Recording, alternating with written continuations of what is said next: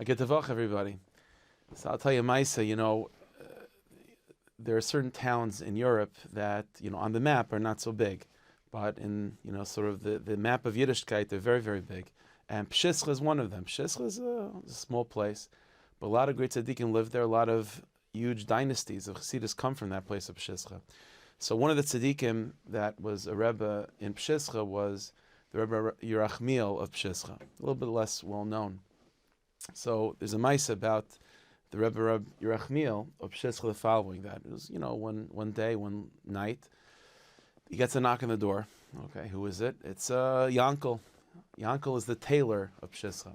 And happens to be, he was a successful tailor, very talented in what he does. And so he comes into the Rebbe, and you could see on his face, he was all very, very nervous and very concerned about something. So the Rebbe says, Yankel, what's going on? So he says, Rebbe, you know that I'm a tailor, and I'm a pretty good tailor, and I have a very, very good reputation around the town and other cities as well, as I'm the tailor to go to. High-end stuff. And so he said that the following story just took place, that he actually got a message not so long ago, a few weeks ago, the job of his entire career, which was that the Poretz of the surrounding area is making a wedding, and he heard about me, the tailor, and my reputation, and so he reached out to me that I should make his suit for the wedding that he's making for one of his kids. This is mamish the huge deal. First of all, it's a lot of money that he was going to pay me, and once I get into that market, those circles of the parts, it's going to skyrocket my parnasa. So I was very excited by it, and so says Yankel to the Rebbe, I put all my effort into this. I got the best material. I took my time, and I produced what I thought to be one of my best suits that I ever made. And so I was very excited by this. I bring it to the parts. The parts looks at it.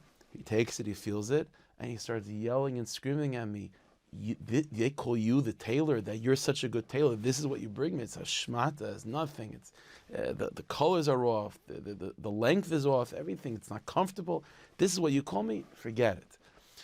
And so I come out of the office crestfallen. Not only am I upset about all the time and money that I invested into making the suit, and the deal not going through because the person was so upset, but now my reputation is going to be shot. He's going to tell his friends of what happened. My whole business is going to go down the drain now. So I don't know what to do. So the Rebbe looked at him. The Rebbe said, listen, I understand it's a difficult situation, but this is what you have to do. Do you still have the suit? So Yankel says, yeah, I have it.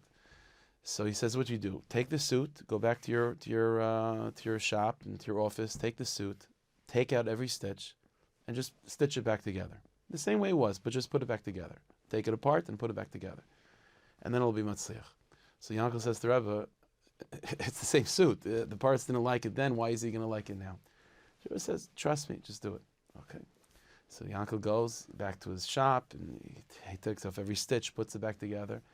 And he, finagles, pushing. He gets a meeting with the parts again to present him a new suit, so to speak, to have a second chance. So fine. So the parts is willing to have him come. So Yankel comes with the same suit, just restitched, and he goes there. And the parts looks at it, and even before he even touches, he says, "Oh, this is what I'm talking about. This is the suit I was looking for." And he goes and he feels like, "Oh, it's perfect material, perfect length, perfect everything, 100%. I'll pay you handsomely, and the type of product that you gave me just now. If you can do this for the rest of my family, Baruch Hashem." So Yankel's very happy, but he needs an explanation. So he goes back to the Rebbe. He says, "Rebbe, Baruch Hashem was matzliach. The Rebbe's bracha was niskayim, but what's the shot? The first time I put on this, I showed him the suit, terrible. The same suit again, just restitched and everything resewn. All of a sudden it's exalted. What changed?" So the Rebbe said like this: when you made that suit the first time, so your heart was full of pride. It was full of pride that you're the Chashuv Tailor. Not only that, the Poretz of all the surrounding villages came to you, and you felt a little bit overinflated, an overinflated ego. And whenever there's an overinflated ego, whatever is invested with that doesn't have chen. But when you re-sewed the suit, it was with a broken heart, with a sense of humility, and a sense of longing for Hashem's help. That's where chen comes. Dafka in a broken heart, that's the space that's filled with bracha, that's filled with grace, that's filled with favor, that's filled with beauty. And so when the Poretz saw that second suit, that's a suit that was beautiful in his eyes, that has chen, because it was made with a leiv nishbar, with humility, with a broken heart, with a sense of desperation and longing towards Hashem's help. And that's the Rebbe told this Rabbi Yankel. No, that's sometimes the way it is with us. Person has to, sometimes goes through inyanim, disappointments or difficulties and minias, and we think to ourselves, we need to somehow get past all of that in order to receive bracha. When really, in truth, the bracha that's going to come to us is dafka because we went through that difficulty, went through that matzav of having a broken heart. That's where bracha pools, bracha gathers in that place of humility, that place of shviras halev, and that place of davening and searching and longing towards Hashem. So, Bez Hashem, we should be zeichet to be given a week that's full of bracha and full of hatzlacha and full of siyat d'shmaya on all levels. But be as called Tzadikim, Amen.